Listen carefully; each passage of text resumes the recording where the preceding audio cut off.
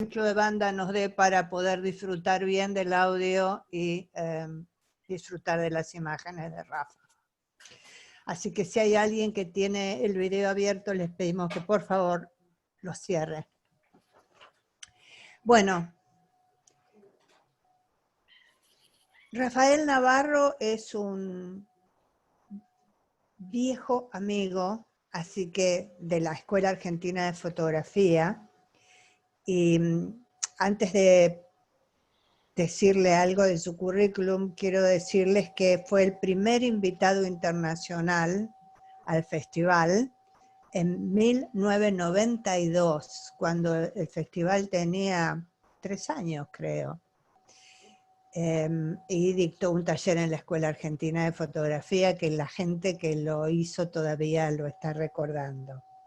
Y también deben haber tenido la oportunidad de ver en el 2018 la muestra en el Museo de Arte Decorativo que hizo sobre el estudio de una serie en el estudio de Manuel Álvarez Bravo. Bueno, Rafael nació en Zaragoza en 1940 e inició su larga carrera artística a principios de los 70. Maneja la técnica con un preciosismo infrecuente, como ya van a ver, pero crea con absoluta libertad. Su obra muestra la fascinación que siente, tanto por la naturaleza como por el cuerpo humano libre de artificios de la vestimenta. Ha sido expuesta en galerías y museos nacionales e internacionales en más de 700 ocasiones. Y forma parte de relevantes colecciones públicas y privadas. Rafa, si me equivoco, vos me podés interrumpir y corregir cuando quieras, ¿eh? Perfecto. Centenares de referencias bibliográficas y publicaciones documentan su obra y dan cuenta de su sensibilidad, desde 1975 hasta hoy. Como reconocimiento a su aporte al arte contemporáneo, la Real Academia de Nobles y Bellas Artes de San Luis le ha distinguido con su incorporación como académico de número. Estamos muy contentas de que estés de nuevo con nosotros, Rafael. Lo mismo digo, para mí es un placer compartir y volver otra vez a... Esta vez sin tener que hacer las 18 horas de avión. Ah, no, pero no te vas a salvar, esperamos que pronto las puedas hacer. Bueno, sí, parece que en cuanto pase esta inmensa tormenta mundial que tenemos ahora, pues ya volveremos a tener capacidad para movernos. Rafael, ¿qué despertó tu interés por la fotografía? Bueno, no hay una respuesta excesivamente clara.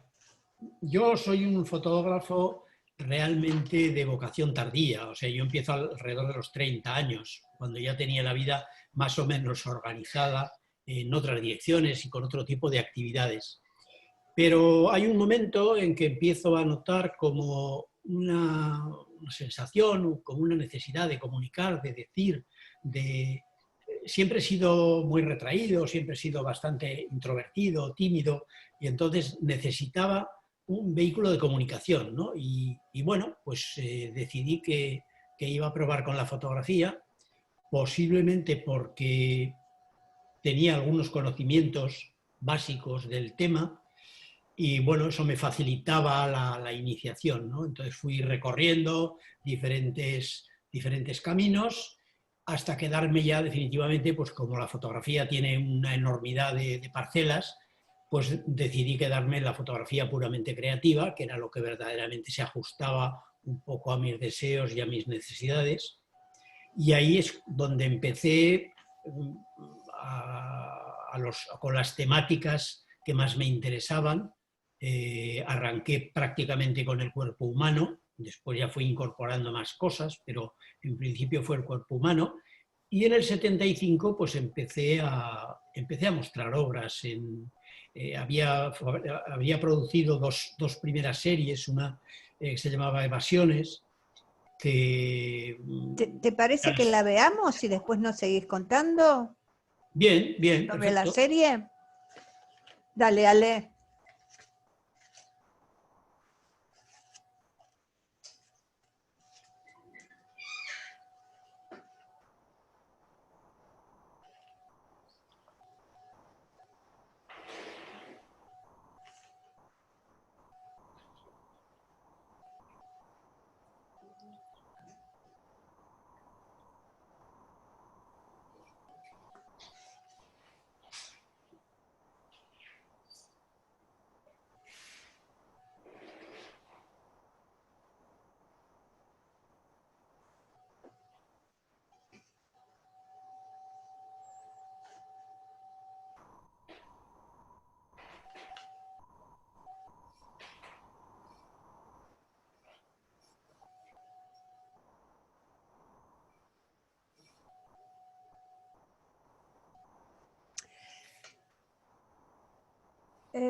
Viendo esta serie me vuelve a surgir la pregunta que más de una vez me pasa, y es, ¿qué es lo que te importa más transmitir, Rafael? ¿La idea o la emoción? Lo que realmente me interesa es la emoción. Pero claro, para transmitirla de alguna manera hay que vehiculizarla. Y entonces, esto es lo que intento hacer a caballo de una idea y por encima de un soporte técnico. Porque claro, en un tipo de disciplina como es la fotografía, para poder transmitir, para poder establecer ese puente fundamental entre el autor y el lector de la imagen, claro, lógicamente la imagen tiene que ser legible. Y para que la imagen contenga ese mensaje, que es lo que quieres transmitir, pues hace falta tener una base de oficio, ¿no? Una base de técnica, y sobre esa base de técnica pues cabalga la idea, y sobre la idea cabalga la emoción, que finalmente es el motor de todo. No sé si lo he explicado con una cierta claridad. ¿Trabajas sobre una idea preconcebida o trabajas sobre lo que va apareciendo en el proceso? Básicamente sobre una idea preconcebida. Lo que sí ocurre es que a veces, desarrollando un determinado trabajo, surge o una modificación en la derrota de ese propio trabajo, o una bifurcación, una idea diferente, una variante que motiva otro trabajo. Esto sí que puede suceder.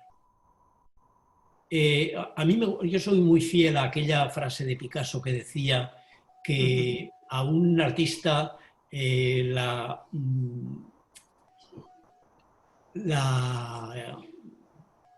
la emoción y la inspiración le puede llegar en cualquier momento, pero que es muy aconsejable que lo pille trabajando.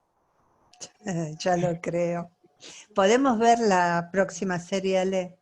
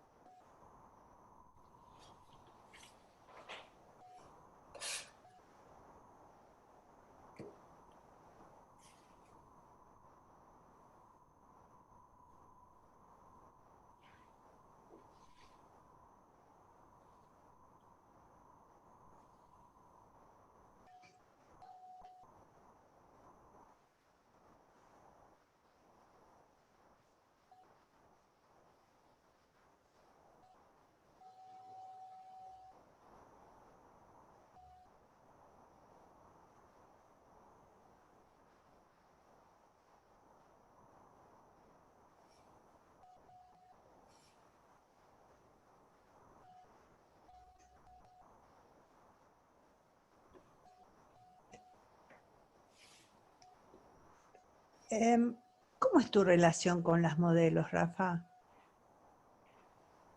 Bueno, la relación Digo, con porque las... en las dos series está Sí, como Vamos a ver, estas dos series son una primera aproximación al cuerpo.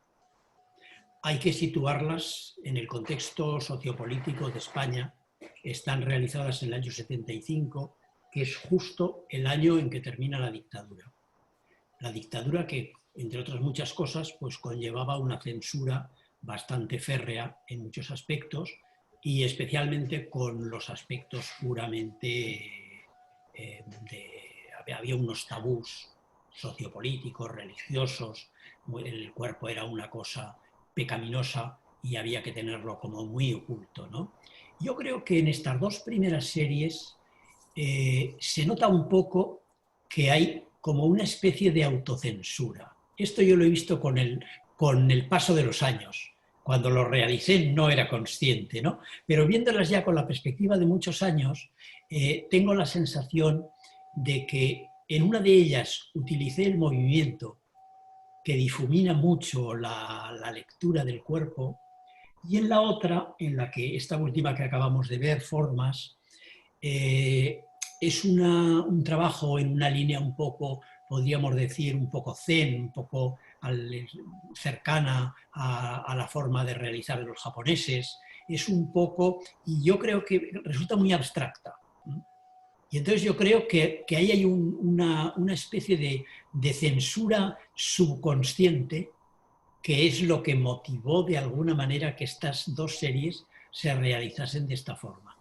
Luego, la siguiente que veremos ahora, que me parece que viene Involución, esa es del año 76 y esa está contextualizada en este mismo momento sociopolítico que trato de definir, en el que había una especie de incertidumbre, porque, claro, salíamos de 40 años de dictadura, no se sabía muy bien cómo se iba a hacer una transición a la democracia, había temores, había fuerzas conflictivas unas con otras, y entonces yo decidí hacer una serie que intentase reflejar un poco ese clima de opresión que creo que los españoles en ese momento sentíamos la mayor parte, ¿no?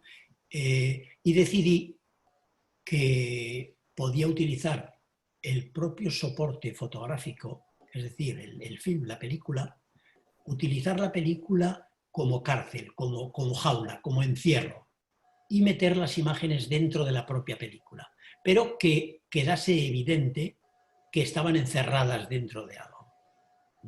Entonces lo que hice fue simplemente, ahora lo veremos, lo que hice fue simplemente hacer unas fotografías con película de 35 milímetros perforada, la que se utilizaba normalmente, y al hacer los positivos, imprimir no solamente lo que era la fotografía en sí, sino el marco de la película, con sus perforaciones, etc. Y eso es lo que sirve de encuadre y de alguna manera crea esa especie de clima un poco más angustioso. Casi las deberíamos ver. Dale, Ale.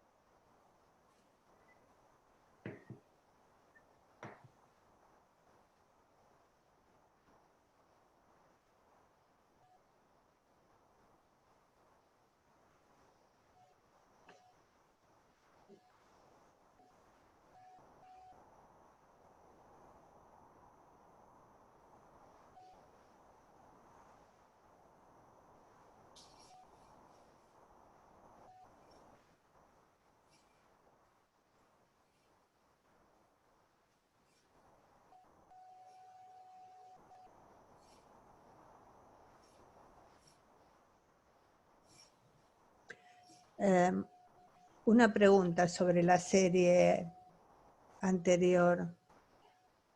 Esta especie de cárcel que le da el borde de la película, esta opresión, ese grito, ¿de alguna manera la fotografía está mostrando tu posición ante el mundo? Bueno, si yo creo que la fotografía, yo siempre tengo la sensación, si fotografías con sinceridad, o sea, si verdaderamente te dejas llevar por tus sentimientos y fotografías un poco, como decía un amigo mío, más que con la cabeza, con las tripas, entonces eh, son, acaban siendo un poco autobiográficas y evidentemente, yo siempre digo que si un psicólogo quiere sacar un perfil mío fidedigno, mejor que hablar conmigo o con mis amigos, lo que tiene que hacer es estudiar a fondo las fotografías. Porque me parece que ahí es donde está un poco todo, ¿no? Va quedando. Y entonces sí, evidentemente, mis fotos reflejan la postura ante el mundo, ante la vida y ante todo, ¿no? O sea, es como mirar, es un espejo. O sea, realmente mis fotografías son como un espejo. Porque yo siempre trato de descontextualizar lo que fotografío. Cuando fotografío un árbol, no estoy tratando de hacer un árbol que refleje exactamente la especie que forma, etcétera, etcétera, sino utilizo lo que a mí me transmite el árbol, es decir, si me transmite tristeza, si me transmite alegría, si me transmite vitalidad. Y lo mismo que un árbol es cuando utilizo un cuerpo o cuando utilizo, no sé, una textura en una piedra, ¿no? O sea, lo que yo fotografío casi siempre lo descontextualizo. O intento descontextualizarlo, porque no quiero hacer documentalismo. O sea, a mí no me interesa, respeto mucho a los documentalistas y a la fotografía de prensa, pero son otras parcelas, o sea, no es mi inquietud, no va en esa dirección. O sea, mi inquietud va en los sentimientos. Y para que los sentimientos prevalezcan, necesito descontextualizar lo que estoy fotografiando. Por eso hay una cosa que se suele observar con cierta facilidad y es que en mis desnudos casi nunca, con muy poquísimas excepciones, nunca aparecen las caras. Porque no quiero que sea el cuerpo de una determinada persona, sino que sea un cuerpo universal, que no tenga una conexión directa. Entonces, en ese viaje para adentro que haces al fotografiar, ¿se puede decir que cada obra es un autorretrato? Digo, porque es algo que... Yo no diría tanto, yo diría más bien que en cada obra quedan trazas de autorretrato. Ahora que están tan de moda las trazas de los alimentos, que las tenemos que saber cómo se llamaba el que sacaba las zanahorias del campo, ¿no? Bueno, pues ahí yo creo que sí, que quedan trazas del autor, jirones, que van quedando por ahí en los papelitos. Es muy bonito esto de... es maravilloso porque si vas al psicólogo, le tienes que pagar. Y tú te das cuenta, vuelcas tus inquietudes en unos papelitos al principio con gelatina y ahora ya con tintas y además te los compran, o sea que es precioso. Bueno, vamos a volver al tema, pero ¿te parece Bueno, que nos cuentes cómo empezaste con los dípticos, cómo surgieron? Porque los dípticos fue la primera serie que mostraste en Buenos Aires y es una de las series más grandes de tu obra, ¿no? sí, sí, es una de las obras más emblemáticas que me han servido a mí a veces incluso. Hay momentos en que casi me fastidia que me etiquetan, ¿no? Que en un determinado momento dicen, este es Rafael Navarro, el de los dípticos, o sea, como si no hubiese hecho otra cosa en toda mi vida, ¿no? Pero bueno, sí, estoy contento con la serie de los dípticos. Trabajé 7 años en ella, o sea que eso forman parte de mi vida, en definitiva, ¿no? La serie de los dípticos, vuelvo otra vez a lo que estábamos hablando al principio, de la descontextualización.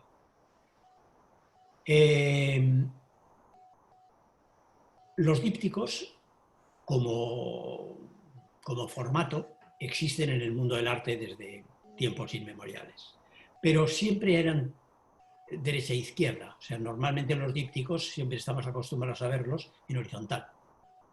¿Eso qué hace?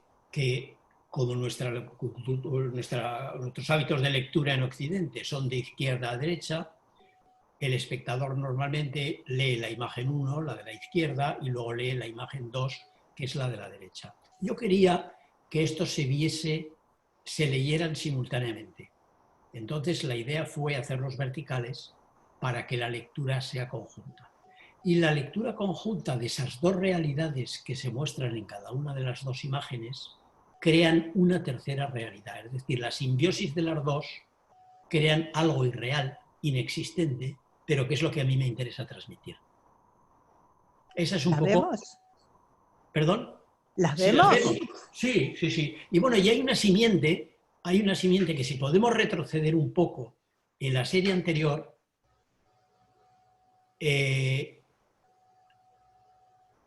aquí, Aquí. esto es un poco la simiente de los dípticos. O sea, esta imagen es la que me hizo rumiar la posibilidad de hacer los dípticos. Vamos a ver los dípticos.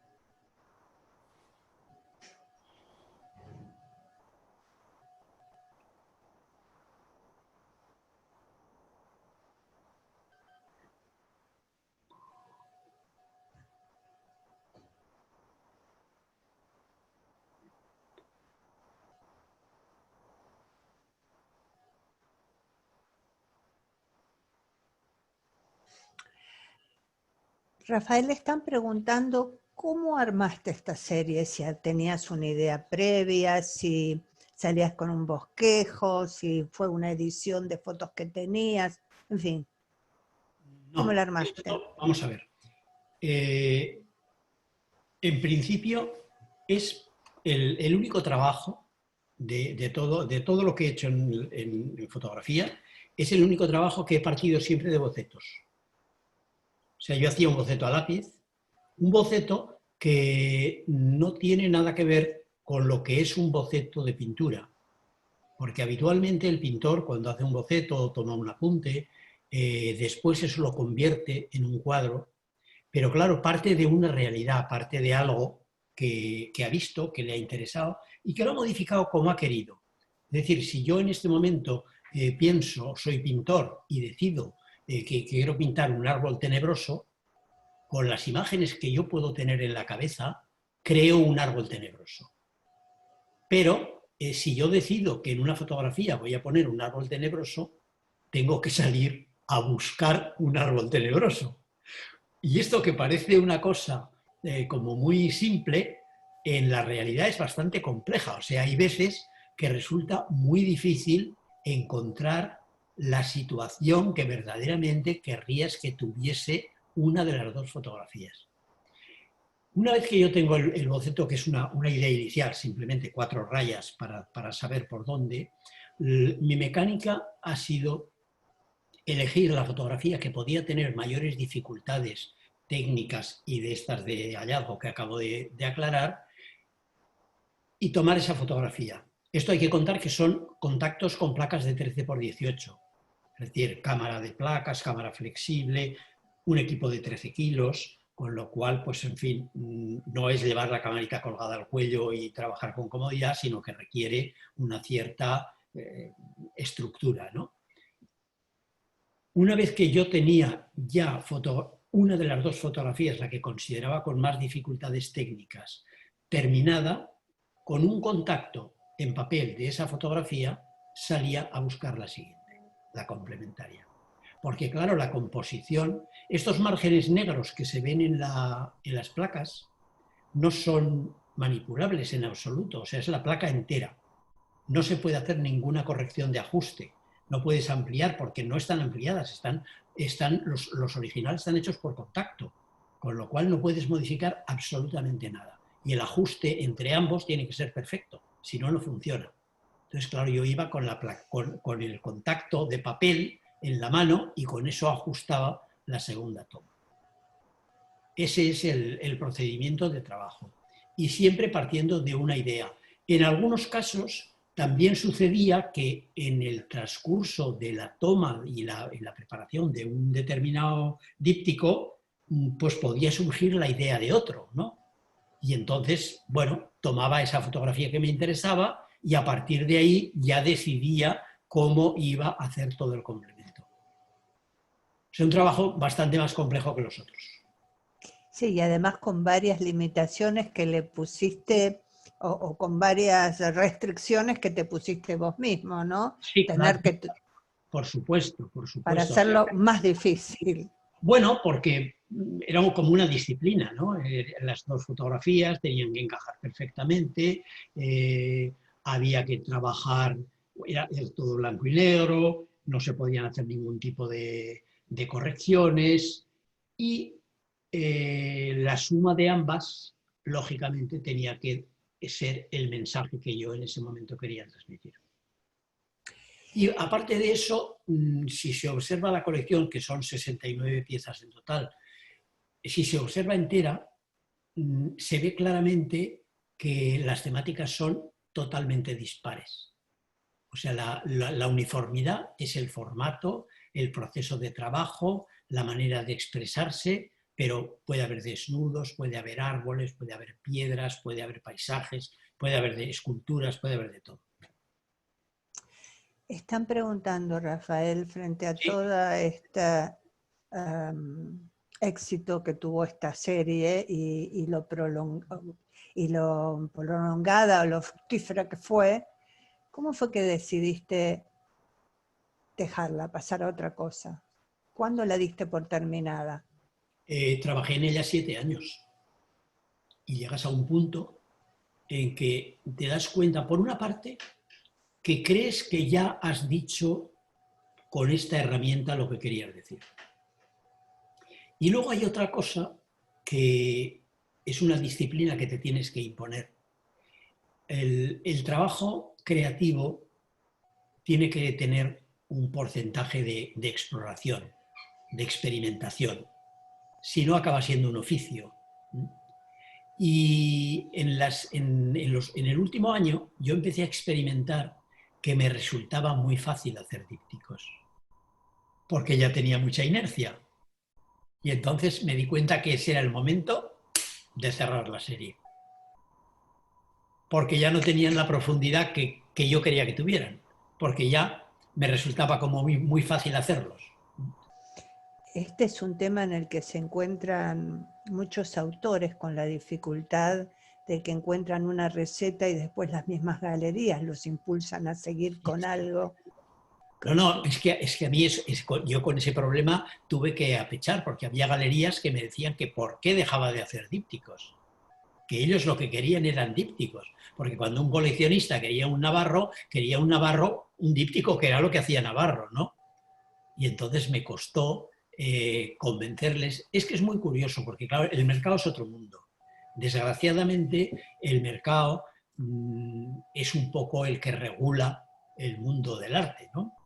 Porque, claro, hay que comer, hay que vender, y todo eso funciona de una manera que al final es el mercado, no es el mundo del arte el que manda, sino que es el mercado el que organiza al mundo del arte. Eso a mí me parece tremendamente lamentable, ¿no?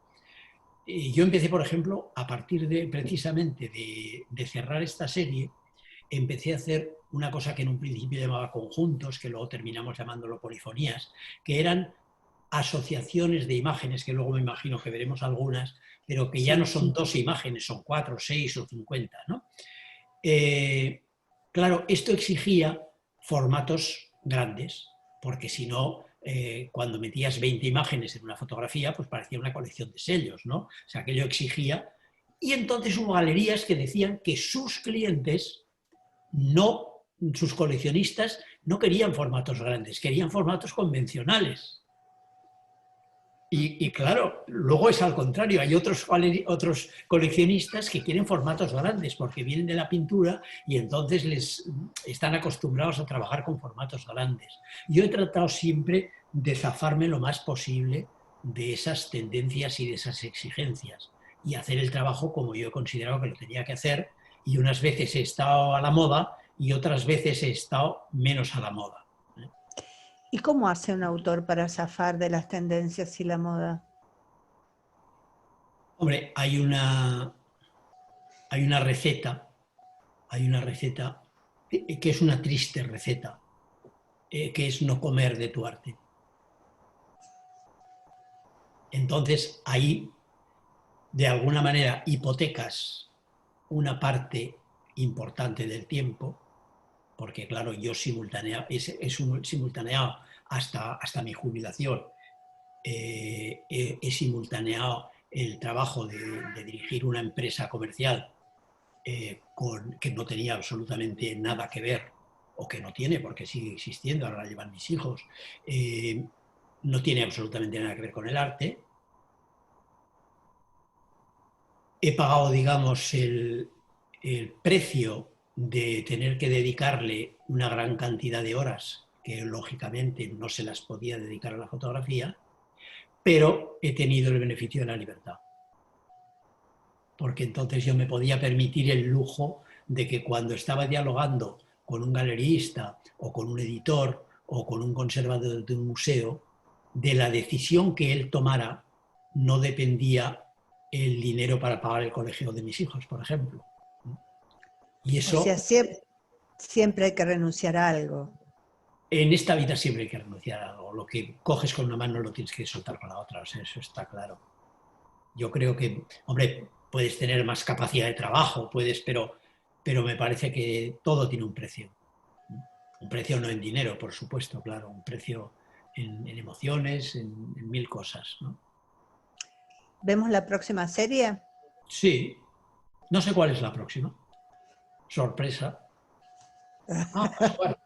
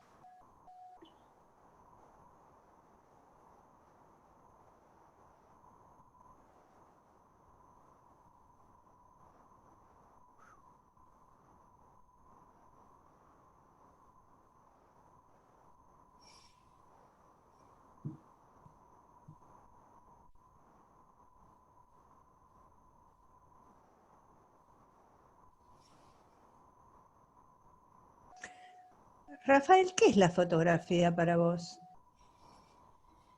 Bueno, es muchas cosas. En el transcurso de los años se ha ido convirtiendo pues, en una de las razones de vivir. O sea que, claro, hay muchas razones para vivir y la vida personal te la llenan pues, muchas cosas, las familias, los amigos, hay muchas cosas dentro de una vida, pero la fotografía para mí ha sido un capítulo importante y sobre todo a mí me ha servido como de respiro, como de libertad, como un espacio en el que yo podía hacer lo que quería, sin tener que estar sujeto a normas, a condicionamientos de ningún tipo. Eso, a pesar de que siempre tienes que hacer concesiones en todo, pues la fotografía era un terreno en el que yo hacía o he hecho muy pocas concesiones. Y eso me representa es como una gran botella de oxígeno. No te oigo, no te oigo. No, no tengo sonido. No oigo nada.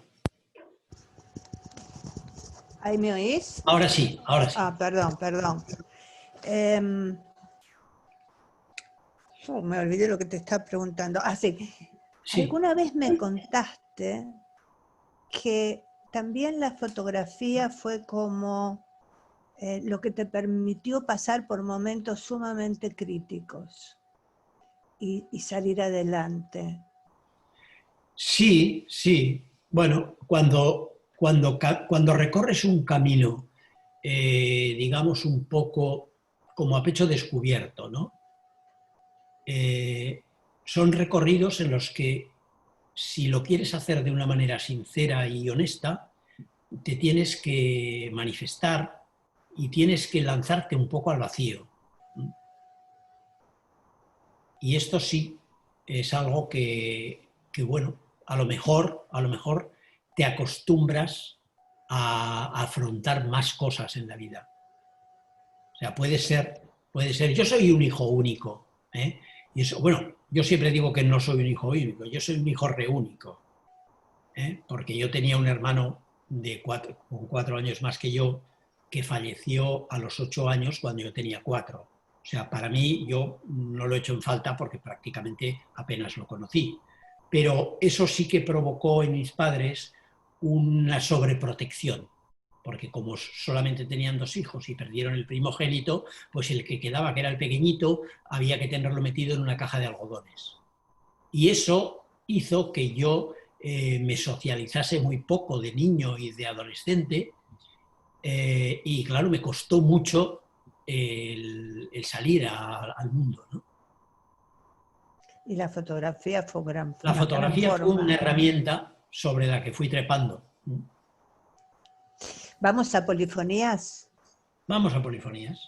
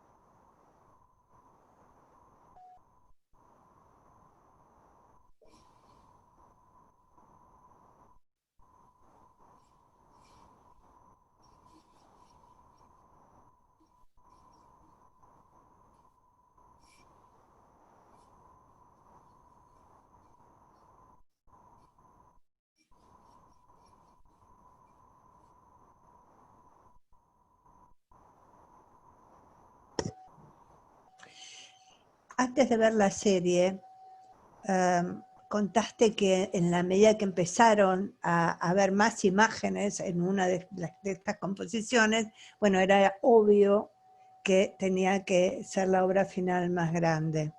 Sin embargo, hay muchas otras consideraciones sobre la distancia del observador a la obra, o sobre si es un susurro o un grito. Claro. ¿Por qué pensás que fueron aumentando de tamaño tus obras? Bueno, lo del grito es básico. Realmente una obra, ahora hablamos ya de una obra con una sola imagen, ¿no? Una fotografía en un formato pequeño, pues es adecuada cuando lo que pretendes es un mensaje intimista, ¿no? Que lo que quieres es que haya, pues esto, que se hable un poquito en voz baja. Si lo que quieres es todo lo contrario, es que sea una fotografía que impacte, entonces tienes que hacerla grande, porque una pequeñita es difícil, ¿no? Que, o sea, las vallas estamos acostumbrados a que las vallas publicitarias tengan 8 metros, ¿no? Entonces esto, la percepción está condicionada por el mundo en el que vivimos, ¿no? Y a mí las fotografías pequeñitas me encantan, pero determinadas cosas hay que hacerlas en formatos un poco más grandes, ¿no? Y bueno, pues ahí yo normalmente cuando ya decido, porque yo hago siempre unas pruebas en pequeño, ¿no? O sea, unas pruebas de estado, y cuando ya decido la composición de la serie y ya queda definitiva, entonces una de las cosas más conflictivas es decidir el formato. Pero bueno, es una decisión más que hay que tomar y a partir de ahí, pues ya a trabajar. Para vos, ¿la obra o la fotografía tiene algún límite? ¿Límite de qué índole? No, no Límite de estamos hablando. cualquier índole, límite en la técnica, límite en que sea utilizarla junto con otras disciplinas, sino en el lenguaje básico de la fotografía. No, no, bueno, hay unas limitaciones técnicas evidentes, ¿no? O sea, llega un momento en que no puedes hacer una fotografía, no sé, más grande que el formato de papel que se fabrica, ¿no? O cosas de este tipo. Si la tienes que enmarcar, pues hay unas limitaciones de los formatos del cristal. Pero fuera de estas cuestiones puramente prácticas, yo creo que limitaciones no tiene por qué haberlas. Si precisamente lo más maravilloso de un lenguaje de este tipo es la libertad. O sea, tienes que dejar hacerlo como tú lo sientes y como te interesa hacerlo en ese momento. Y el unirlo con otras disciplinas, como puede ser la música o puede ser la literatura, pues cuando hay ocasión, pues puede ser maravilloso, ¿no? El hacer. De hecho, hay una serie concretamente que se llama Mujeres Soñadas, que es hace 2 años, que eso es una colección de antirretratos, más que retratos, antirretratos, porque son personas casi desconocidas, que después le propuse a un amigo que es escritor, le gusta mucho escribir cuentos breves, y entonces le propuse que si quería hacer, son 28 fotos, si quería escribir 28 cuentos sugeridos por esas imágenes. Y entonces, bueno, pues ahí es un tipo, una publicación que es simbiótica porque, bueno, tan importante es lo uno como lo otro, ¿no? Uh-huh. Y la obra lo es todo, Claro, involucra las dos cosas. claro. Bueno, seguimos, lamentablemente no tenemos nada en la proyección de estas. La próxima vez la vamos a incluir. Vale, muy bien. Seguimos con tientos. Con lo que tú quieras.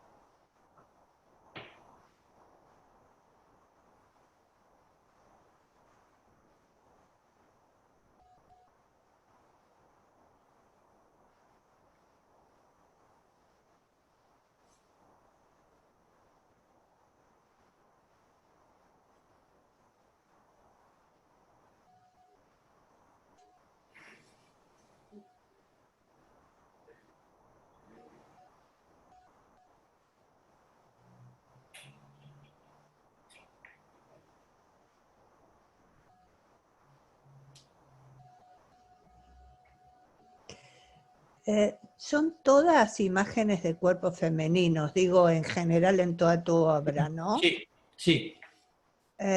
Preguntan por qué el cuerpo femenino en particular.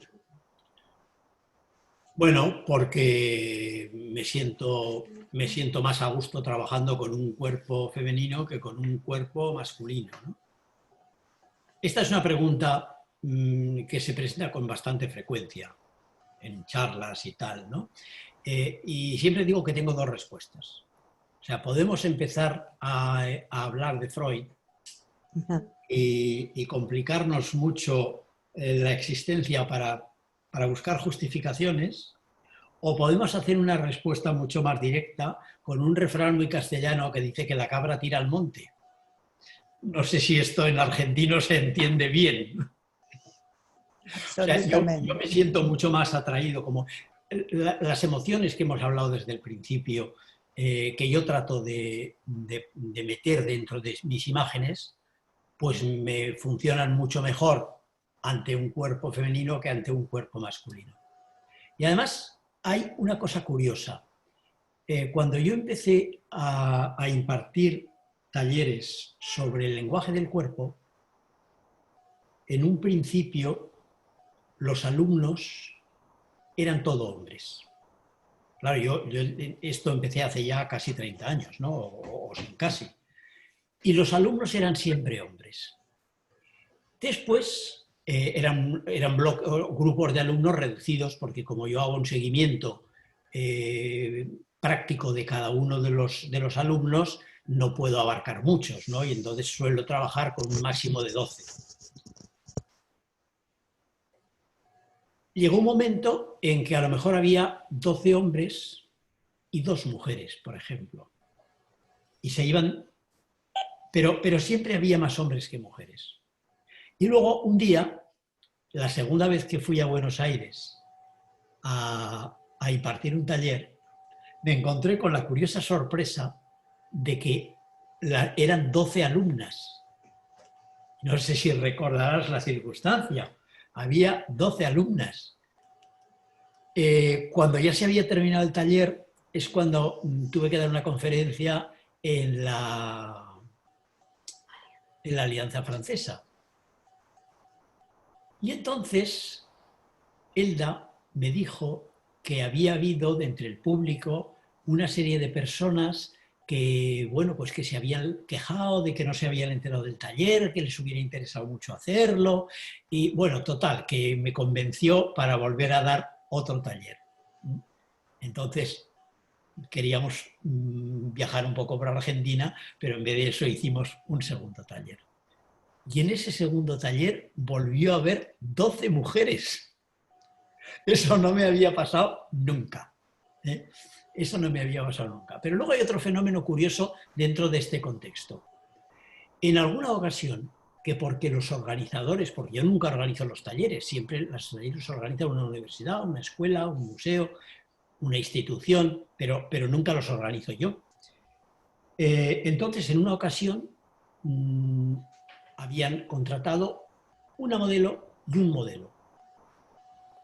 Y bueno, pues empezamos a trabajar sin más complicaciones.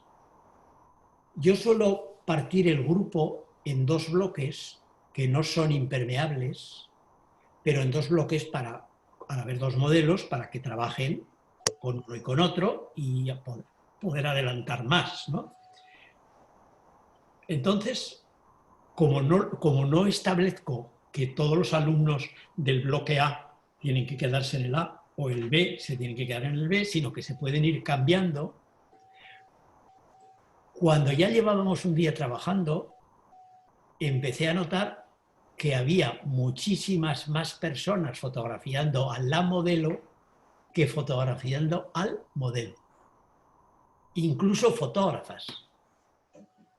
Entonces ahí queda eso ahí colgando para que algún sabiondo que se haya leído mucho cosas de Freud y de Jung, pues me pueda explicar por qué razón resulta más atractivo plásticamente el cuerpo de la mujer que el cuerpo del hombre, incluso para las propias mujeres. Porque para el hombre, pues en términos generales sería como como muy lógico, ¿no? O sea, más comprensible, ¿eh? Dentro de que, bueno, que todo es, que ya sabemos que, no sé, que en el arte clásico, pues por cada escultura que hicieron los griegos de una mujer, hicieron 10 de hombres, o sea que no necesariamente tiene que ser así. Pero bueno, es una historia curiosa. Bueno, tal vez podremos tener algún día una hipótesis que alguien nos mande. Acá hay otra pregunta referida al tema y es, ¿qué sentís que le agrega a tu obra el desnudo? ¿Qué agrega el desnudo? Sí, ¿qué le agrega Eh, que sean cuerpos desnudos a tu obra? bueno, Es, yo antes ya hemos comentado que yo trato de descontextualizar lo que estoy fotografiando, y en realidad el cuerpo, en este caso el desnudo, me sirve como soporte, como vehículo para transmitir esas emociones. O sea, yo creo que no agrega nada especial, ¿eh? O sea, puedo fotografiar el desnudo y puedo fotografiar un árboles, árbol, pero, pero bueno, es un buen vehículo, ¿eh? seguro. Para hablar de Vamos a, emociones. vamos a ella. Sí, vamos a ellas.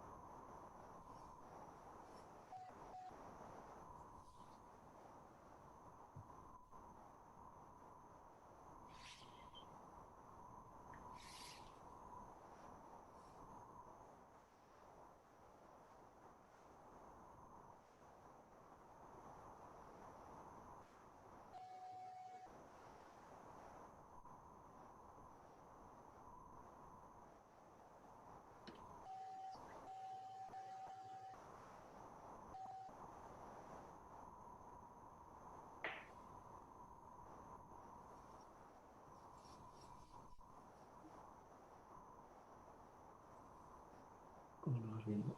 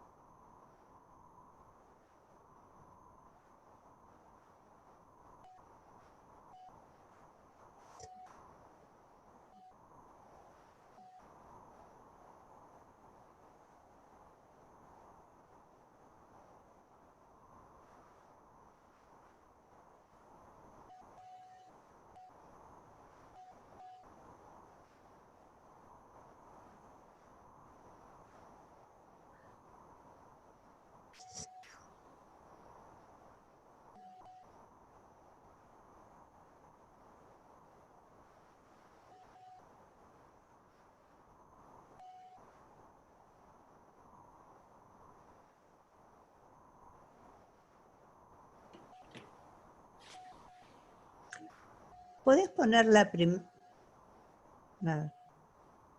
¿Puedes poner la primera de miedos? Es la próxima serie, entiendo. Y mientras tanto, ¿nos contás un poco, Rafa, cómo surge esta serie? ¿Cómo...? Bueno, esta colección, ¿la de miedos o la que acabamos de ver? Bueno, yo te preguntaba por la de miedos, pero si querés explicarnos ella, te escuchamos No, atentamente. bueno, lo que hemos visto es las formas del cuerpo. La que hemos visto, la serie esta de desnudos, son las formas del cuerpo. Sí. ¿Eh? Y eso surge porque me propusieron montar una exposición y publicar un libro en Italia, o sea, en un museo y publicar un libro sobre desnudos, pero querían que fueran inéditos. Entonces yo lo que hice ahí fue como una especie, digamos, de recopilación sin repetir ninguno, por supuesto, de las cosas que ya estaban hechas, pero como un poco, como un recorrido por el camino que yo ya había ido haciendo con los dípticos, o sea, con los desnudos, ¿no? Y es una colección de 53 piezas con la que se publicó un libro y etcétera, ¿eh? Que por eso es una colección más extensa que otras. Y luego aparecía la serie Ellas, que esa ya es una serie de desnudos independiente, que fueron los primeros ¿La desnudos vemos, Ale? sexuales muy grandes, que ya se hicieron en un formato de casi 2 metros. Ahí te pusiste a gritar, definitivamente. Ahí, estas fueron las de los gritos.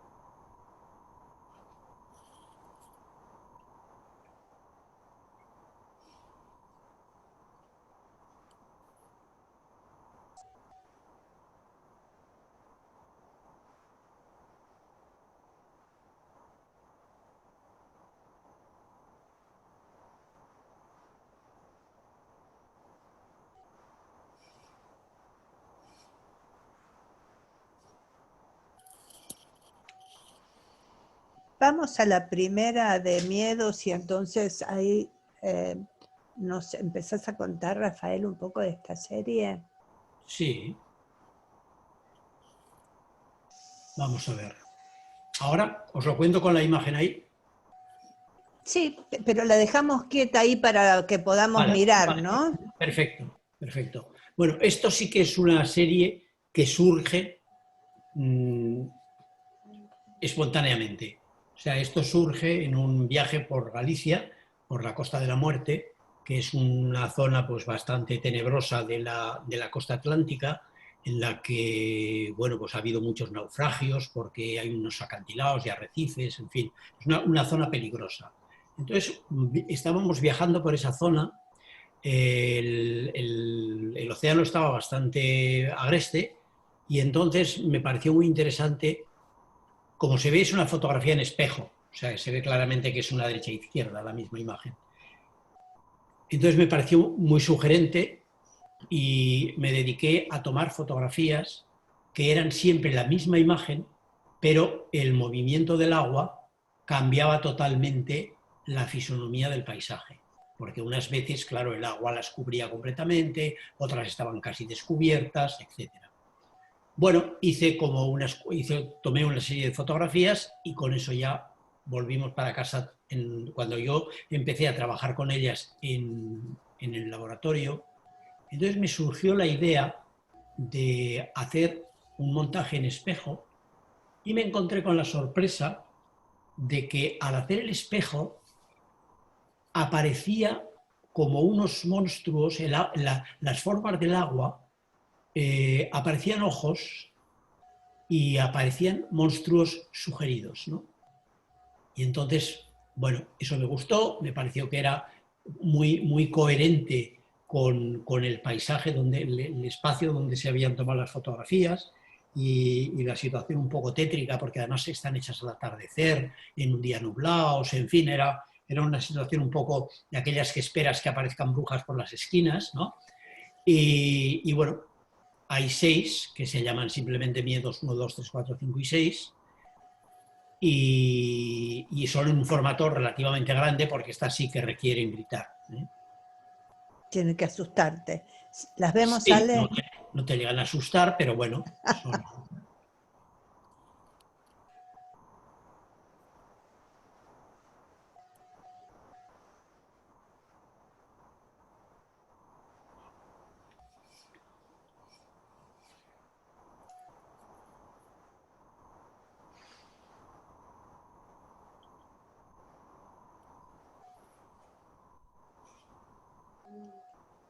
Todo esto sigue siendo fotografía química,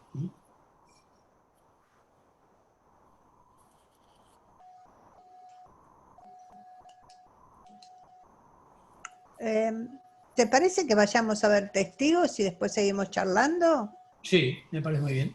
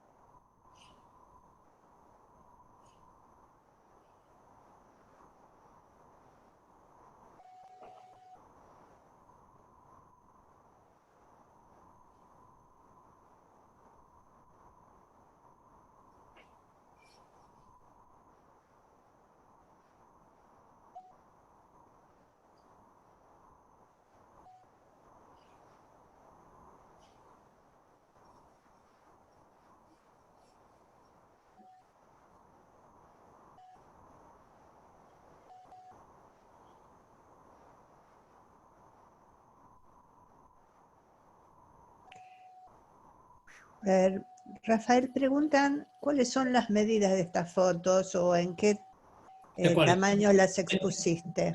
De testigos. Sí.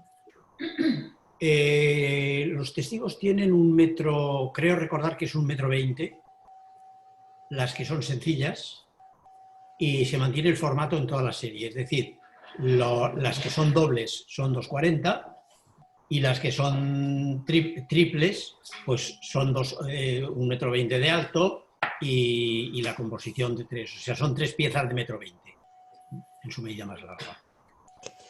Y es la serie entera es un homenaje al mundo vegetal. Es como un modesto homenaje al mundo vegetal, que yo creo que no somos, vivimos tan complicados con tantas cosas que no somos excesivamente conscientes de algunas que tenemos muy delante de nuestros ojos, ¿no? El mundo vegetal es la base de nuestra vida. Es decir, si desaparecieran los vegetales, automáticamente desapareceríamos todos. O sea, no podría haber vida sobre el planeta si no hubiera vegetales. Vida, por lo menos, de seres como nosotros, ¿no? Podría haber, a lo mejor, algún tipo de amebas y algo de vida marítima, ¿no? Pero los mamíferos desapareceríamos completamente todos, y las aves, ¿no? Porque es vital, todo nace en los vegetales. No habría filetes de vaca si no hubiera vegetales que comieran las vacas. O sea, con mayor o menor proceso, todo sale de los vegetales. Y entonces es como, yo sentía un poco que es como una deuda, ¿no? O sea, un poco el ponerlos ahí un poco en el escaparate y decir, gracias por estar ahí. Y además del homenaje, ¿vos sentís que después de hacer un trabajo a fondo, un autor es otro? ¿Como que un trabajo te cambia? Sí, sí, en mayor o menor grado sí. ¿Tú recuerdas aquella frase? Creo recordar que era Heráclito el que dijo que un hombre no se puede bañar dos veces en el mismo río, ¿Cierto? porque ya el río es otro y el hombre también. Pues esto es lo mismo. O sea, cuando haces un trabajo y lo terminas y ya lo das por cerrado completamente, ese proceso creativo te deja algo dentro que se adhiere a tu personalidad, que puede ser algo muy fundamental o algo muy intrascendente, pero siempre queda ahí queda una huella. Están preguntando ¿cuándo empezaste a trabajar en color y si trabajas en digital? Vamos a ver. Yo trabajé tradicionalmente siempre en fotografía química en blanco y negro. Y hubo un momento en que empezó a llamarme el color, o sea, me apetecía trabajar en color. Pero nunca lo afronté porque el color me obligaba a trabajar con laboratorios profesionales o industriales, porque claro, yo no tenía a mi alcance, o sea, producir tus propias fotografías en color químico era una complicación tremenda, ¿eh? Y entonces todo el blanco y negro está hecho en casa, o sea, el blanco y negro es de producción directa, con lo cual el proceso yo lo controlaba desde el principio hasta el fin. Y dejar que el proceso de edición de las fotografías en color las hiciera un tercero, pues no me apetecía nada y eso me fue frenando. Pero cuando la fotografía digital ya alcanzó un nivel de calidad, sobre todo en el aspecto de conservación, de que los originales impresos ya se podían garantizar, podías venderle una pieza a un museo sin que luego se quedase amarilla a los 4 años, o sea que ya había una garantía. Entonces empecé a producir en digital. Y ahí decidí que era el momento de hacer, como lo dicen los de los circos, hacer la pirueta doble, y entonces me pasé a trabajar en digital y además en color. Lo ¿Vemos cual es toda algo? una experiencia, ¿eh? Toda una experiencia.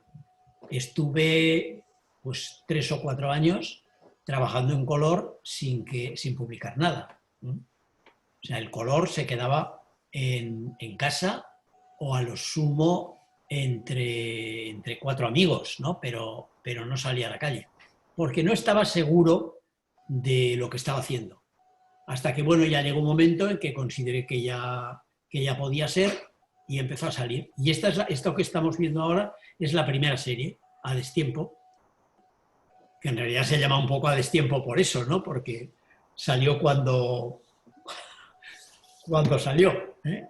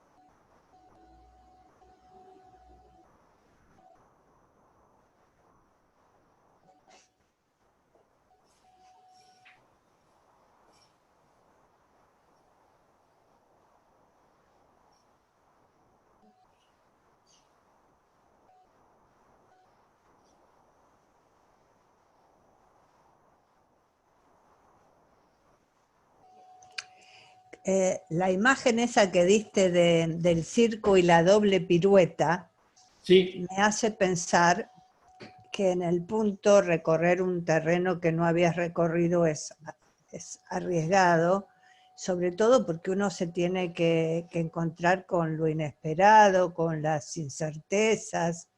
¿Vos crees que esto es importante para poder armar una obra? Bueno, vamos a ver. Esto no sé muy bien cómo contestarlo, ¿no? Eh, la pregunta va por el cambio del sistema químico al sistema digital, ¿no? La pregunta no va desde la técnica, la pregunta va desde intentar algo nuevo, sin Sí, certezas, la incertidumbre, lo inesperado. En este caso fue sí, lo digital y el color, pero podría haber sido otra cosa. sí. Bueno, pues la contestación es simplemente, eh, cuando eres joven y haces un cambio de ese tipo, sueles tener miedo, y cuando eres viejo y haces que es como es mi caso, y haces un cambio de este tipo, ya no tienes miedo, tienes pánico. Bueno, pero ¿se puede crear sin miedos? Bueno, crear sí. Lo que pasa es que hay una frontera entre lo que creas y lo que enseñas. O sea, la creación tiene que ser absolutamente libre. Lo que pasa es que luego hay que ser serio con uno mismo, riguroso, y una vez que ya tienes un producto, decir, pues mira, esto no responde a lo que yo quería hacer. Y entonces simplemente o lo tiras o lo guardas en un cajón, pero no lo dejas salir. Y dejar salir solamente aquellas cosas que verdaderamente tú crees que representan lo que tú querías decir. O sea, las que te han salido, vamos a decir sencillamente las que te han salido bien, por decirlo de algún modo directo, ¿no? Y cuando Yo estás creo con que la obra en proceso, sí, antes de dejarla salir, ¿con quién sí. la discutís? Bueno, básicamente la discuto conmigo mismo, ¿eh? Y después el interlocutor inmediato es Maite, que es una jueza implacable.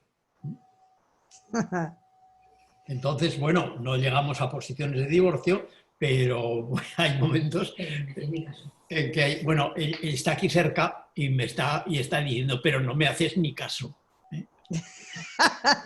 Estoy segura que sí. Bueno, ¿vemos la última serie y damos más lugares a preguntas? Sí, sí, sí, perfecto.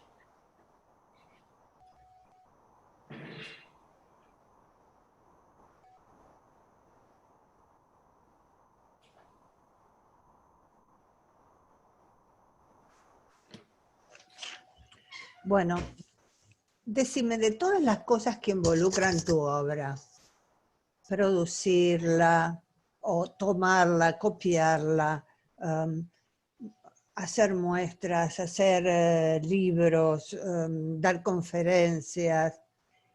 ¿Dónde te sentís más, más vos? ¿Dónde te sentís más pleno? Cada faceta tiene su particularidad.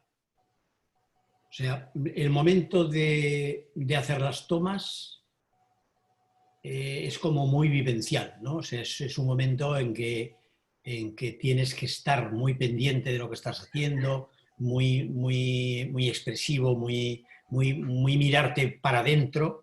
O sea, puede ser a lo mejor el momento más íntimo.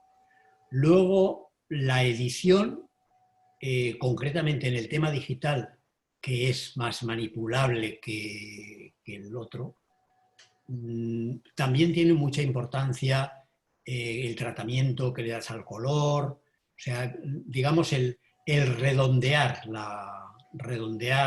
la imagen de manera que sea lo más fiel posible a lo que querías decir.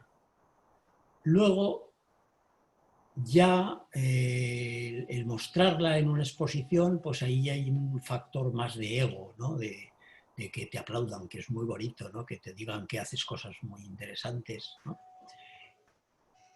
Publicar, pues es un poco lo mismo que la exposición, es otro canal diferente, suele dar bastantes problemas porque yo soy bastante exigente en la publicación, entonces prefiero no publicar. Estoy hablando de libros y de... Prefiero no publicar que publicar mal. Porque en una exposición te puedes permitir algún error. Puede haber un fallo de cualquier índole y si no es muy fundamental, pues pasa bastante desapercibido y sobre todo cuando se clausura la exposición, que es 2 meses más tarde o 3 meses más tarde, ahí se acaba todo. Los libros son eternos. O sea, tú pones un libro mal publicado y está mal publicado toda la vida. En todas las bibliotecas está el libro mal hecho, ¿no? Eso es horrible. O sea, yo ahí trato de cuidar mucho las ediciones porque quiero que estén como a mí me gustan, ¿no? Y bueno, pues no sé, cada escalón tiene sus particularidades, ¿no? Pero el acto creativo realmente es el clic. O sea, en el momento en que estás haciendo las tomas, ahí es donde tú estás comprando de algún modo la imagen, ¿no? Y estás, yo creo que es el más profundo. Tenemos una pregunta que dice, ¿el grano en la película de la primera serie fue intencional, con alguna idea puntual? De la primera serie, sí, porque ayudaba a la sensación de movimiento. Yo prefería que el grano se viera. Eso estaba hecho con película Tri-X de aquella época y forzando un poco el revelado. O sea, sí, era deliberado, sí. Estoy repasando las preguntas, ¿eh? Uh-huh.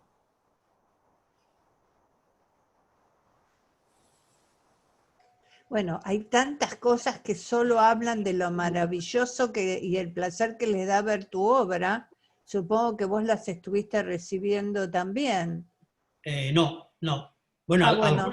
Algunas sí que me salía aquí un cartelito, pero en muy pocas. Bueno, después te las pasamos. No veo otra pregunta. Si alguien pregunta si conocías la obra de Anne-Marie Henriques. No, la conocí a ella.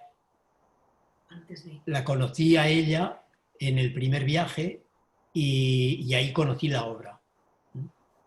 Que además tengo la satisfacción de tener una pieza suya en mi colección. Que por cierto fue la polémica. ¿En serio? ¿La de la censura? Yo tengo la copa, porque hicimos un intercambio y entonces le pedí que si podía ser, que me gustaría tener esa por toda la historia que conlleva, ¿no? El desnudo de Tilda Tamar. Que además tiene un algo de tu estilo esa foto, ¿eh? Bueno, yo creo que todos hemos bebido en las mismas fuentes. Una cosa que muchas veces me preguntan es cuáles son mis referentes, ¿no? de los grandes maestros.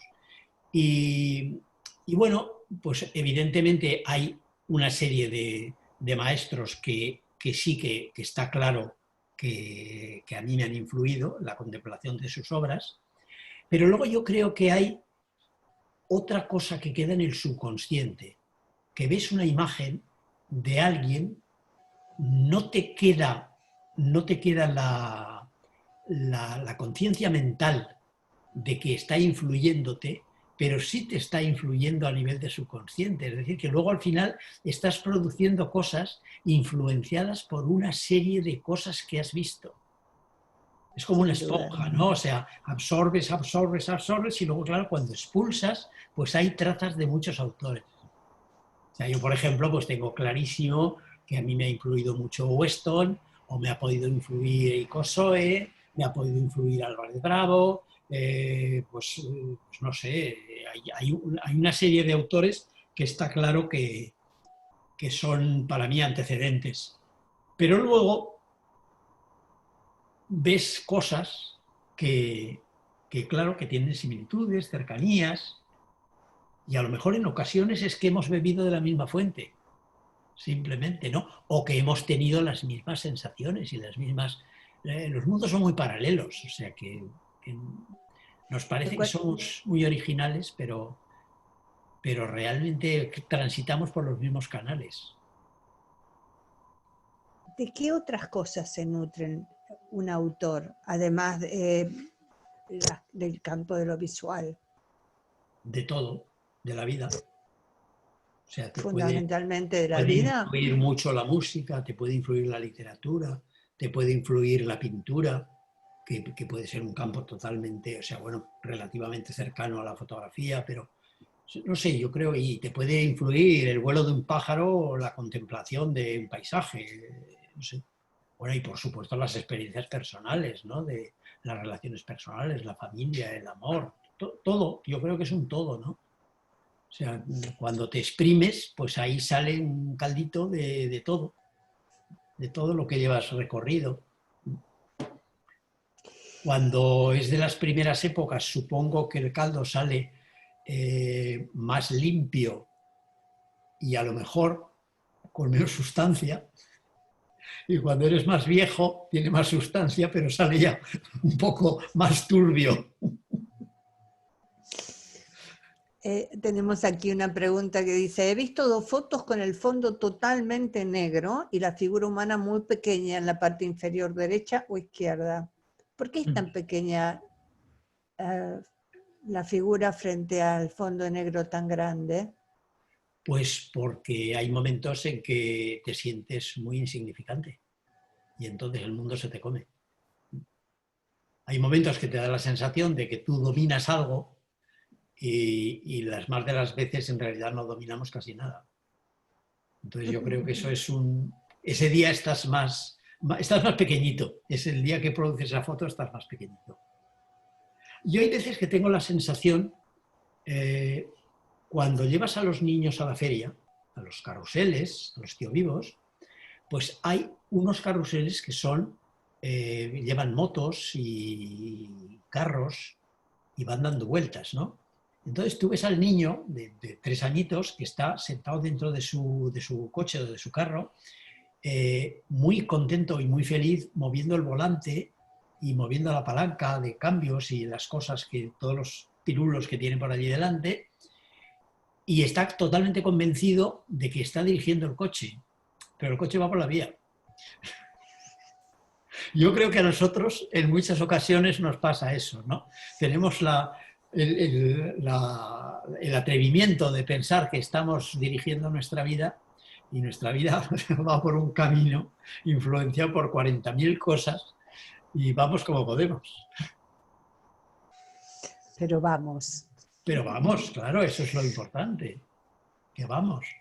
Otra pregunta técnica. ¿La luz que toma es la del ambiente o agrega otras fuentes de luz? Siempre que puedo, me gusta trabajar iluminado por el Padre Sol.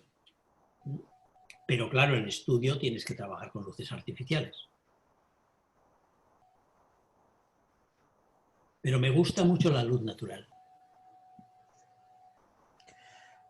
Otra. Al exponer o mostrar su trabajo, ¿siente alegría cuando quien la ve capta lo que usted percibía al sacarla en ese momento?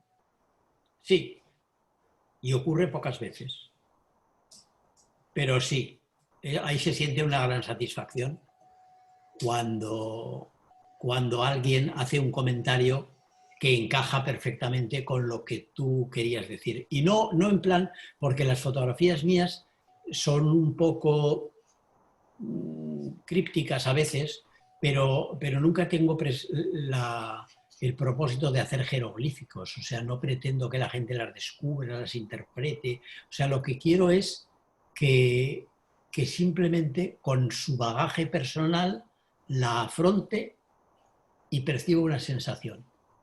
Y esa es la buena, esa es la que vale, la que le vale a ella, a esa persona. Porque no necesariamente tienen que captar lo que yo quería decir. O sea, yo no estoy impartiendo lecciones, estoy simplemente soltando sensaciones mías que percibidas por otra persona son diferentes, tienen otros matices, porque esa persona no soy yo.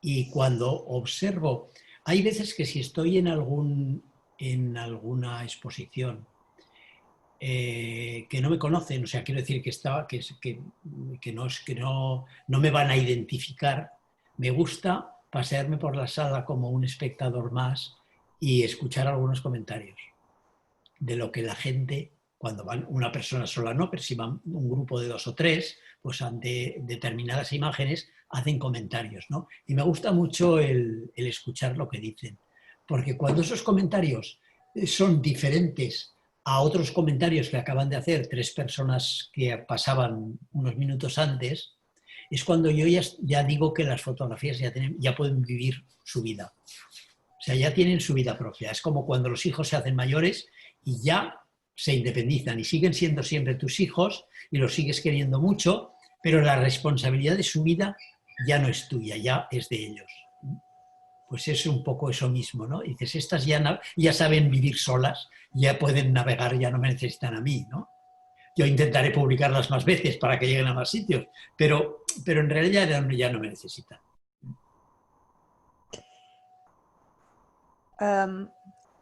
Otra, cuando a uno no le fluye la creatividad, ¿qué consejo nos das para encontrar esa inspiración? Esto llega o no llega. No hay. Yo creo que no se puede comprar. El consejo básico es trabajar mucho. Si trabajas mucho y con conciencia, es más fácil que llegue. Pero si no llega, no llega. O sea, yo hay temporadas que hago muchas fotos y temporadas que no hago ninguna. O sea, cuando no funciona, no funciona. Es un mecanismo que no se controla. O sea, la inspiración no se controla. Llega cuando llega. Vuelvo a decir, repito lo de antes de Picasso, pero mejor que te pille trabajando. Pero no hay, yo a eso no creo que no hay una solución posible. La mayor parte de tu obra, dice un fotógrafo que además se dedica a la fotografía de arquitectura. La mayor parte de tu obra es con figura humana femenina. ¿Qué te llevó a pasarte a la fotografía de arquitectura? ¿Qué similitudes encontrás? Entre la arquitectura y el cuerpo femenino, pocas. Lo que pasa es que las formas, que a mí una de las cosas que más me interesa es las formas, pues la forma de los vegetales es una, la forma de los cuerpos es otra, y las formas de la arquitectura, de determinadas arquitecturas, también me sugieren. Pero, por ejemplo, esta última serie que hemos visto, que son solamente arquitecturas, se puede ver que yo no fotografío, vuelvo otra vez a no fotografiar la arquitectura con un ánimo de catalogar o de mostrar el edificio, sino que utilizo la arquitectura como vehículo para decir lo que intento decir. Por eso fracciono y fotografío sectores de ese edificio, sombras, relieves, pero casi nunca fotografío el edificio entero. No hago una fotografía de la Catedral de Burgos, ¿eh? Pero a lo mejor sí fotografío una esquinita de una luz que entra por un sitio, ¿no? O sea, me sirvo de la arquitectura. La arquitectura me proporciona formas y ideas, pero no hago, aunque la llamo arquitectura, no es realmente una representación arquitectónica. Rafael, ¿qué le dirías a la gente que nos está escuchando sobre la importancia de participar de encuentros, de revisiones de portfolios, en fin, de ir a intentar mostrar su obra, bueno, cuando todavía no sos un autor tan conocido? Bueno, cada vez es más difícil. Yo tengo la sensación de que cada vez es más difícil conseguirlo. Y bueno, yo creo que el primer paso creo que tiene que ser la calma. O sea, hay que caminar despacio. Lo peor que puede hacer un autor que empieza es producir, hacer una pequeña producción y tener una prisa tremenda por mostrarla. Porque a lo mejor esa producción, dentro de 2 años, a él no le gustará haberla mostrado. O sea, yo creo que tiene que coger una cierta, digamos, envergadura, ¿no? O sea, hay que trabajar mucho. Estoy hablando siempre de la parcela de la fotografía creativa. Si es un señor que va a hacer fotografía de producto, pues lo que tiene que hacer es encontrar clientes y fotografiar vajillas o zapatos o vestidos, ¿no? Pero eso es otro mundo. Yo estoy hablando de la fotografía creativa, la fotografía de autor. Entonces creo que la fotografía de autor, el principal enemigo que tiene es el propio autor. El propio autor tiene que ser su juez y ponerse el rasero muy alto y exigirse mucho. Y dejar pasar solo aquellas piezas de las cuales está realmente convencido. Que pueden tener éxito o no tener éxito, y pueden ser buenas o no ser buenas, pero que en su intimidad él esté convencido de que son interesantes y deben salir, ¿no? Mira, yo llevo en este momento pues 45 años desde la primera exposición. Firmadas creo que tendré alrededor de, no las he contado nunca, pero no pasarán de las 700 piezas. Eso, si lo dividimos, quiere decir que yo he producido alrededor de 15 fotografías año. Es poco más de una fotografía mensual. Entonces, un señor que empieza, un autor que empieza, el primer año, si produce una fotografía al mes, es un ritmo muy bueno. No puede pretender montar 3 exposiciones diferentes en un año, porque la fotografía, o sea, la obra no tendrá enjundia. No la ha dejado madurar, ¿eh? Yo hay veces que estoy proyectando un trabajo, proyectando de proyecto me refiero, no de proyecto, de enseñarlo. Y en un tablero del estudio dejo las fotos y a lo mejor tardo 8 meses en sacar esa serie, que ya teóricamente estaba terminada. Porque la cambio, quito una, pongo otra, decido que esta no me gusta de esta manera y la modifico. Y eso es el proceso que luego te permite salir con un cierto margen de seguridad. Que ya digo que esa seguridad no significa que eso vaya a tener éxito. Luego el mercado es otra cosa, ¿eh?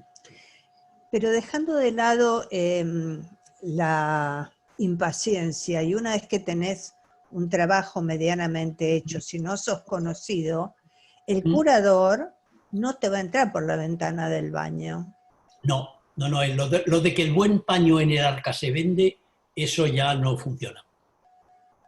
Entonces, ahora tienes que salir y, bueno, intentar visitar galerías, el sistema de mostrar portfolios.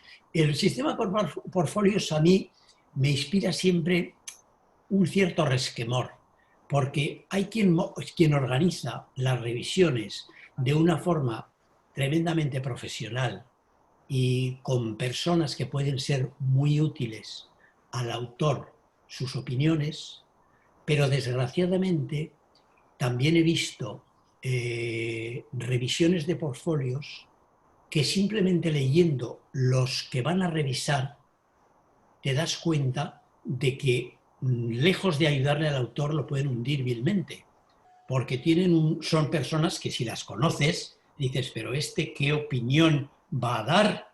¿Eh? Si no tiene opinión o tiene una opinión muy dudosa. Entonces, es como todo, hay que saber elegir. ¿Eh?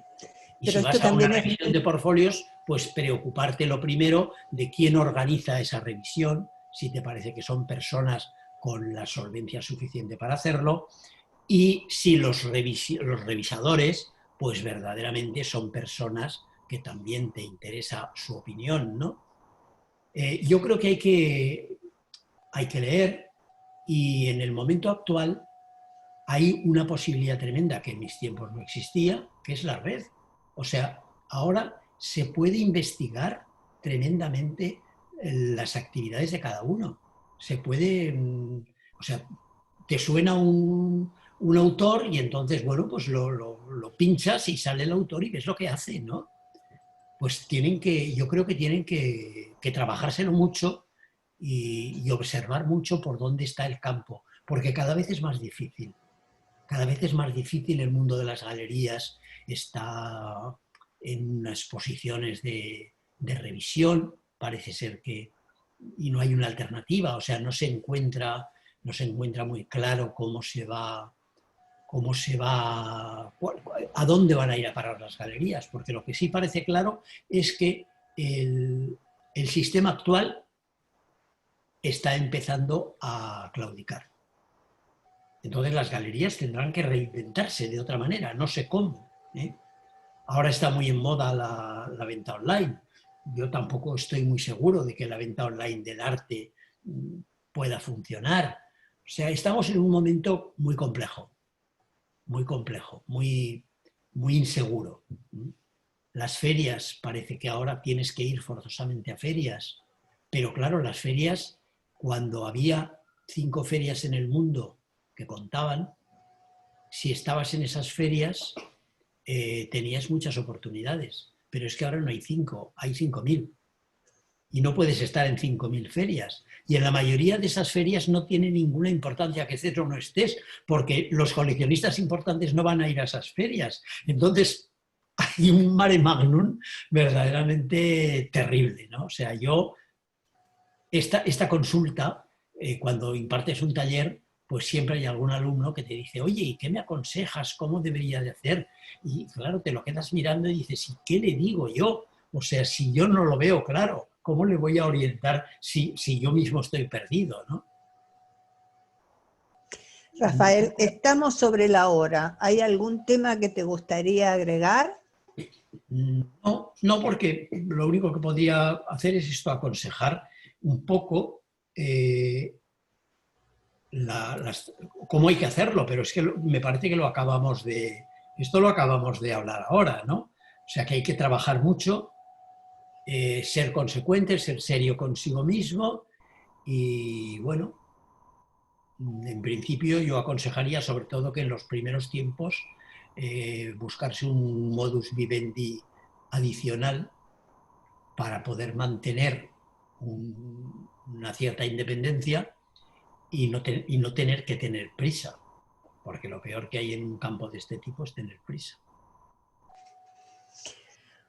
Bueno, no sé, Ale, si tenés alguna cosa, si no, No, si no solo me... hay ninguna otra pregunta, le damos un fuerte abrazo y un fuerte aplauso también, aunque sea virtual, desde cada uno, Yo, desde su lugar, a Rafael. Y bueno, agradecerte en nombre de Elda Harrington y de todos los que hacemos la escuela por haber compartido este tiempo tan valioso con nosotros. Agradecerle a todos los asistentes y participantes de este encuentro de hoy también. y invitarlos a todos a que visiten la web de la escuela, donde van a aparecer más de este tipo de acciones que estamos haciendo, gratuitas y abiertas a la comunidad. Y bueno, y agradecerte a vos también, Silvia, por tu tiempo y tus maravillosas preguntas e intervenciones en el contexto de hoy. Gracias, Rafael. Esperamos verte en persona pronto. Que Bueno, vengas bueno, nuevo a todo la puede escuela a ser. hacer algo. Y me encantaría volver a dar una vuelta por esas tierras. Y bueno, yo agradeceros porque, en fin, es una amistad de muchos años ya. Y bueno, tengo muy buenos recuerdos. Esta entrevista y este coloquio lo hemos hecho sin tener los paisajes de la Provenza, Ajá. pero bueno, yo Ese creo fue que el primer reportaje que te hice en Arles. efectivamente. Y bueno, hemos mirado a ver si podíamos llenar el estudio de lavandas, pero era un poco complicado, ¿no? Se nos Entonces, complicaba que percibieran el perfume. exactamente. Pero Bueno, bueno, ha sido Rafael, muchísimas muy gracias. Muchas grato. gracias, Ale, y muchas No, por gracias favor. a Muchas gracias a la... vosotros por toda la organización, el esfuerzo que habéis hecho y bueno, ahí estamos para todo lo que haga falta. Un abrazo fuerte para todos. Chao. Chao, gracias. Chao. Cerrás. Sí.